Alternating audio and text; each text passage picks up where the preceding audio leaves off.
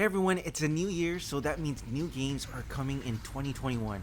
I'm definitely looking forward to some of the VR games that are coming out very soon, so let's not waste any time and get to it.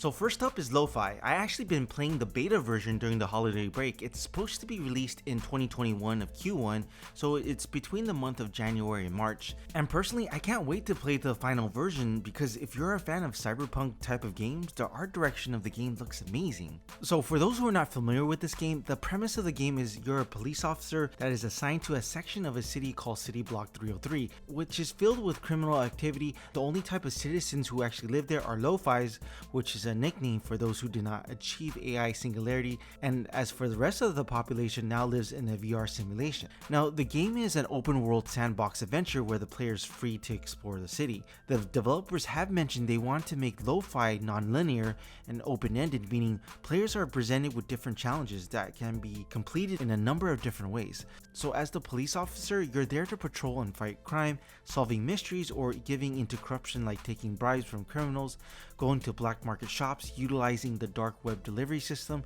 So there seem to be plenty of ways of playing this game. Now what really draws me into this game is the art direction of the game. The style reminds me of a retro cyberpunk city where they incorporate retro elements into a futuristic city. Now let me give you an example. I came into a scene where it reminds me of an old 1950s diner, which is the retro element, but inside the diner the waitress is a robot taking your orders. And just outside the diner there was a futuristic motorcycle lying on the side of the diner. And parked near the bike, surprisingly, there was a Tesla Cybertruck. So the developers were also incorporating present day world elements into the environment. And I hate to say it, but I can see how advertising can easily be integrated into VR, and the Cybertruck is a perfect example, especially in this setting. Now I want to show you a couple more things in the game. There's a part of a city that's called Old Tech Town, filled with neon lights and decorated with Japanese anime and robots and advertising bionic pets. It's really trippy. Now within the environments I found an old retro arcade store where you can actually play the retro games. For instance, I was teleported into a simple game called Space Invaders. I love the retro sound effects from this game.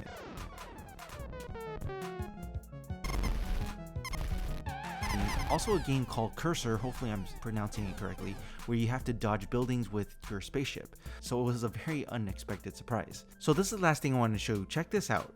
This is actually in the game. Look how real that looks. It actually looks pretty amazing in VR. Now this game will be released hopefully early 2021, but if you want the beta version, you can download it on itch.io. I'll put a link in the description if you want to check it out. Next, number 2, After the Fall. Now, these are the same creators from Arizona Sunshine by Vertical Games. It's supposed to launch early 2021, but that has been delayed before, so hopefully this is the final delay. But I definitely understand, seeing as how crazy the year 2020 was. Here's a tweet from the company about that specific issue. We want to make After the Fall the best and most gripping co-op VR FPS experience possible. However, with the COVID-19 outbreak and everything going on in the world, we're facing several challenges that require more time.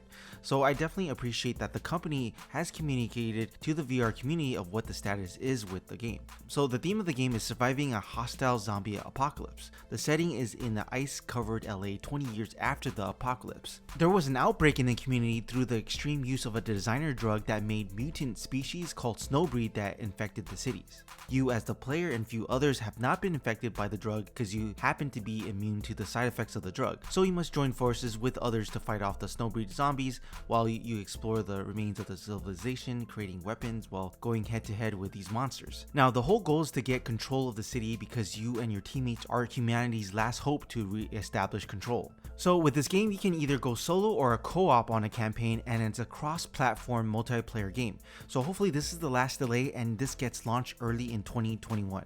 Next, number 3, Sniper Elite VR. Now I have talked about this game before, but I think it's worth mentioning again. The game sets in Italy in 1943. You're an elite sniper fighting for the Italian resistance. Some of you may be familiar with Sniper Elite 4 that can currently play on PS4, Xbox, PC, and it's coming to Nintendo Switch. But it's important to point out the Sniper Elite VR is not the same as Sniper Elite 4. The VR version is entirely a new animal from the franchise. They have developed new experiences that has 18 different missions where you can fight against Nazis by stalking your target and staying out of sight. Now, it's been developed from the ground up to take full advantage of VR's abilities. The transition from a third-person to a first-person VR game makes it look and feel different because you are looking right through the eyes of a sniper and moving around however and wherever you want. Now, the game will support teleportation, but it will also have an option of room scale, which is free movement that brings another level of immersion that consoles cannot provide, where you have full control of peeking out from cover, for example. So it's good to have choices to match how you want to play, like standing, sitting, crouching, or however you like. Now, if you've seen the gameplay of Sniper Elite 4, you'll know about the signature X-ray kill cams.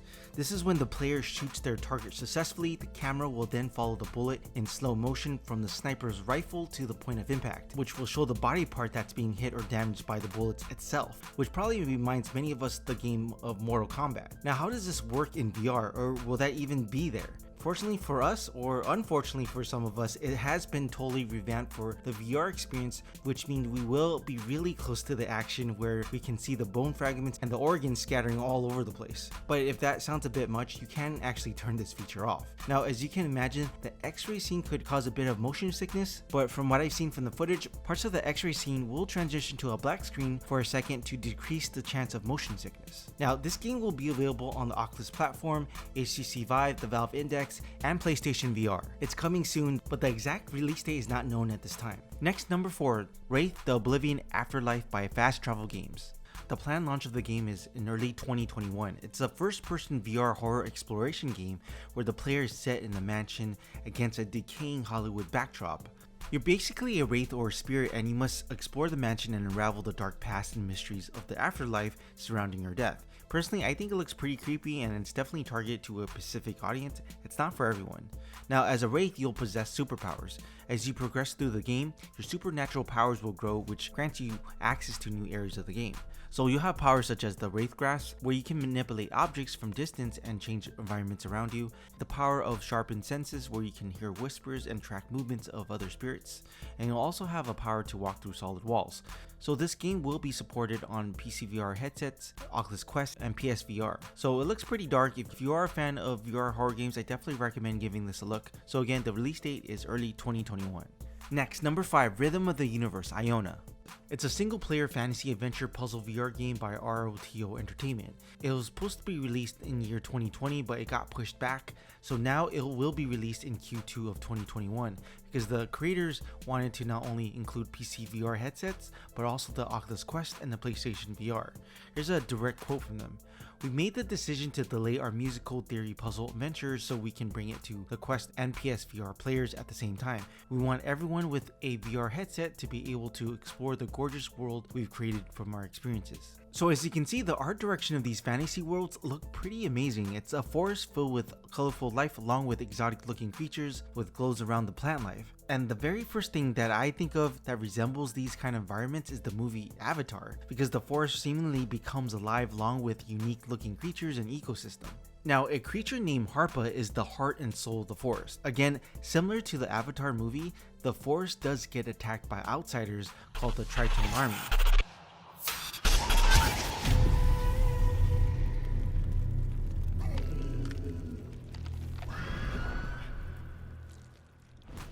So with any plant life that gets destroyed or burned, Harpa's spirit gets weakened. So as the player, we must save Harpa and its habitat from the army. So we'll be exploring the forest, climb trees, collect supplies, solving puzzles using music-based magic to reveal a hidden message that is created around the rhythm of the universe that starts to rebuild the forest through the power of music. So I'm gonna definitely get a copy of this game. Based on the trailer, I'm looking forward to the visuals and audio as you can interact with the creatures and plant life. So you may want a good pair of headphones, or if you play on the Oculus Quest, you may want to check out some earphones that you can attach to your head strap for a better immersive experience.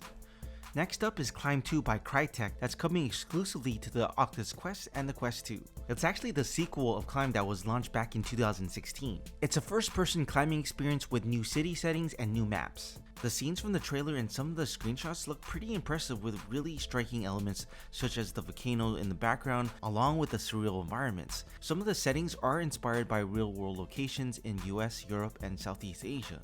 Now, the visuals seem to be really living up to Crytek's reputation for details, and according to the description of the game, you can compete with your friends and conquer leaderboards in asynchronous multiplayer modes. So I'm gonna pick this one up because I'm really curious how visually it will look on the Quest 2. Number 7, Natural Magic expansion for WALTZ of the Wizard by Aldin, that's set to release in early 2021. It's actually an update to the WALTZ of the Wizard launched back in 2016, so if you have a Quest or a PC VR headset and like experimenting with magical powers, casting spells, creating potion in a fantasy world with just your hands because the gameplay doesn't rely on motion controllers. Now I suggest getting it sooner than later because they may raise the price on the game. Currently it's priced at $9.99 US. It has been mentioned by the creators this is the biggest expansion by far, with a series of future expansions to follow. Now with the Natural Magic expansion coming soon, there'll be plenty of features that is added, such as the new magic system where we can control natural forces like gravity and wind.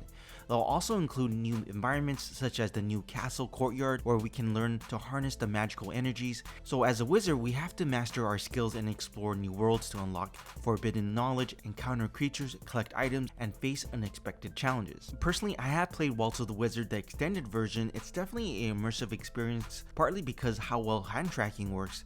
The developers have mentioned beyond placing magic at your fingertips in Natural Magic, they aim to make magic feel even more real with future updates, including more advanced characters and even experimenting with eye tracking. Next, number 8, Finger Gun by Miro Studio VR. This is a first-person shooter game that's developed around Oculus Quest's hand tracking. It's expected to be released in Q1 of 2021. It's a Western-themed shooter game where you can turn your fingers into guns.